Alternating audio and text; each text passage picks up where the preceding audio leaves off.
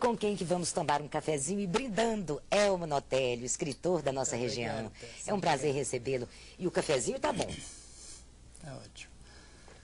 Que delícia, café reanima, é muito bom. Mas bom mesmo é falar da literatura. A nossa literatura tão rica, literatura brasileira. Sem dúvida. Gente, o Elmo, ele nasceu em Teoflotone. Um abraço para Teoflotone. Pois é, e daí veio morar na nossa região, atualmente reside em Frei Inocêncio. Frei Inocêncio. E quando é que você começou a escrever, Elmo? Tessa, desde criança já tem aquela tendência, né? Fazer um rabisco aqui, outro ali, com relação a... Eles chamavam de relicário de recordação, né? Está sempre fazendo um poeminha, um verso, né? Uma crônica. Mas a tendência mesmo veio já depois dos 12 anos, né? Aí quando se começa a desenvolver, ganhar um pouco mais de experiência. E você gostava de ler? Eu sempre li, sempre gostei muito. E você pensou em publicar o seu primeiro livro a partir de quando e por quê? Antes, com relação a outra pergunta, eu sempre li, gostei muito de ler e era fã incondicional de Adelaide Carraro, né? E o estilo que eu adoto nos meus livros é o mesmo que a Adelaide adotava, né? São denúncias sociais, denúncias, né? Sociais, exatamente. O primeiro livro foi sim. Qual o primeiro livro? O primeiro foi Preconceito rascunhado, né? Ele foi rascunhado. Mas esse aqui, vamos mostrar. Ele só não publicou porque foi na época da ditadura? Exatamente. Aí ele foi impedido, eu fui impedido de publicá-lo devido à ditadura militar. O AI-5, né, estava sendo instituído, então não foi possível. E você ficou com medo, claro. Sim, com receio. Mas isso não o impediu de escrever mais um livro, que foi o primeiro realmente a ser publicado, que foi o quê? Mundo Podre. Mundo Podre 1, já na 4ª edição agora, viu, gente? E o Mundo Podre, A Encruzilhada, que é o 2. Olha aí que beleza. Exatamente. Todos os seus livros podem ser encontrados para a gente comprar, não é? Está assim, mas o melhor seria o contato com a minha esposa, que era a minha assessora, né? Exatamente. Isso. E depois veio o Preconceito, que na verdade foi o primeiro que você escreveu. Preconceito, depois de que veio o Sublime Sacrifício. Depois da democracia, ou pseudo-democracia, né, Tessa? Porque eu acho que a palavra democracia vem do grego demos e kratos, que quer dizer povo livre.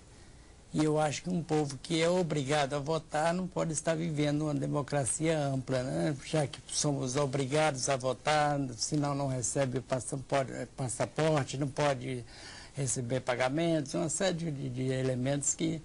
Você discorda? Discordo, porque democracia é povo livre. Mais adiantados...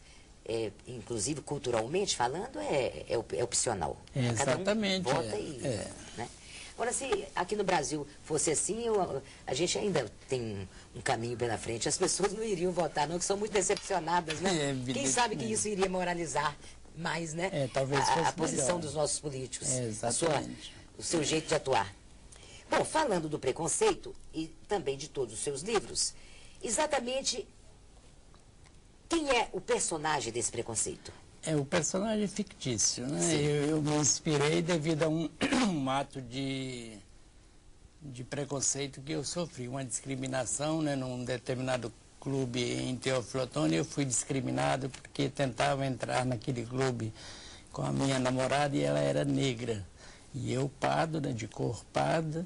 E ela negra, então fomos impedidos de entrar naquele clube. Aí me veio a vontade de falar a respeito, de escrever a respeito, mas as personagens, a história toda é fictícia. Certo, mas a menina Consuelo Emanuele, né, de Guadalupe, ela vive ao lado de prostitutas, não é isso? Ela foi criada por uma prostituta, né? A mãe faleceu e a mãe também era prostituta. E era prostituta também. E a mãe a deixou aos cuidados de uma colega, exatamente. Aí só que esta colega passou a utilizar-se da beleza da menina, o corpo jovem dela, para explorar na boate em que ela trabalhava. Ela construiu uma boate e usava a menina, a beleza, o corpo físico, a beleza física da Consuelo para atrair os clientes, né?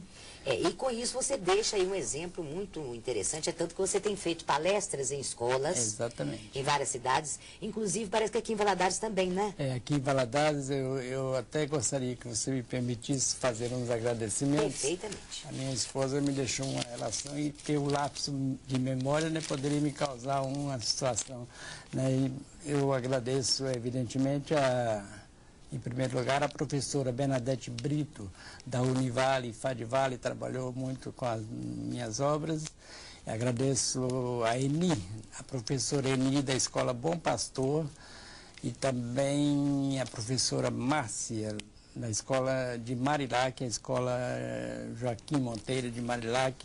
Em Sobralha, agradeço muito a Rosimeire Hebe, é uma professora e também secretária da Educação. Em Tarumirim temos a professora Mirtes e o secretário da Educação, o Ronaldo. Agradecemos às professoras Leda e Flávia de Coroaci. E temos também já trabalhamos em Contagem, no Espírito Santo. Então a obra tem sido muito divulgada. Assim. E você faz essa divulgação, você e a Marta, sua esposa, que é uma grande mulher. Ao lado de um escritor tem que ter uma grande mulher. A exemplo disso, nós conhecemos de perto o Jorge Amado e a Zélia Gattai. Exatamente. Né? Existe aquele adágio, ao lado de um grande homem sempre existe uma grande mulher. Antigamente era atrás, hoje ela está do lado, graças a Deus. Tem que ser ao lado, né? E a minha mulher não é uma mulher grande, você a conhece, mas é uma grande mulher, sem dúvida de dúvida. Ela tem, sem sombra de dúvida. Aliás, eu gostaria que passassem, a técnica passasse através desse telefone, qual o contato para a gente adquirir os livros? O melhor seria em contato com ela, sim. Com a Marta, né? Então tá, nós vamos passar e mais tarde vamos... Eu passo esse telefone. Quem é que vem? Pode vir aqui. Aqui nós somos uma família aqui dentro, o cameraman, ele vai para a França, é isso aí. Ok, então nós vamos passar o contato e eu estou vendo que normalmente os seus livros dão mais... Aqui, esse Sublime Sacrifício está na 3ª edição. O Mundo Podre, número 1, 4 edições. 4 o Mundo edições. Podre 2, a Encruzilhada, 3 edições também, 3ª edição. Exatamente. E o Preconceito está na 1ª ainda. E se Deus quiser vai caminhar como os outros, né? Oxalá, tomara que sim. Bom, cada livro é como se fosse um filho. A gente sabe que Sem sim. dúvida. E a gente sempre tem carinho pelo caçula. Assim, porque é aquele que a gente está educando, trabalhando, não é isso? Sim. Então, o Preconceito é o seu caçula. Ele é o meu caçula, assim. Só que eu tenho um conceito todo especial com relação ao Mundo Podre, Tessa. O número 1, né? O primeiro. Sim. Porque eu conto histórias verídicas, né? A história é fictícia, mas conto fatos que aconteceram com pivetes de rua, né? O que eles passaram, e principalmente com relação à lealdade que eles têm um com os outros, né? Então, no Mundo Podre também eu tenho um carinho muito grande por ele. Que bom. Mas nós vamos nos ver mais vezes, sim, se Deus quiser, desejando sucesso para você. Ele é um autodidata, ele tirou o 2º grau, o ensino médio, depois que já tinha constituído família. Exatamente. Olha, vejam vocês, tem tanta gente que tem até mais de um curso superior, não sabe nada das letras, não lê, não tem a cultura que o nosso escritor tem, né? Já dizia, e a gente sabe que o Elmo, ele é um autodidata e que bom. Já dizia John Locke, né, a experiência, né, é a maior fonte de sabedoria. Então, é através da experiência que fomos melhorando o nosso trabalho e estamos aí para mostrando. Eu me esqueci de um detalhe, com licença, eu me esqueci de agradecer uma pessoa muito importante, o prefeito de Frei Inocêncio, o Dr. Carlos Vinícius, tem me dado muito apoio também, ele e a sua esposa Luciana. E eu quero aproveitar também para enviar um beijão para os meus filhos Elmo Martinelli e Marlene Notélio Borges, que estão nos assistindo. Que beleza. Então tá, muito obrigada, meu querido. E já temos o telefone de contato para que vocês possam adquirir? No próximo quadro a gente então passa para vocês com toda certeza e vamos comentar isso. Obrigada e até a próxima oportunidade. Sou eu quem agradeço. Muito obrigado, Tessa. Obrigado a toda a equipe. E fico realmente emocionado em estar falando com você. Muito obrigado e boa tarde a todos.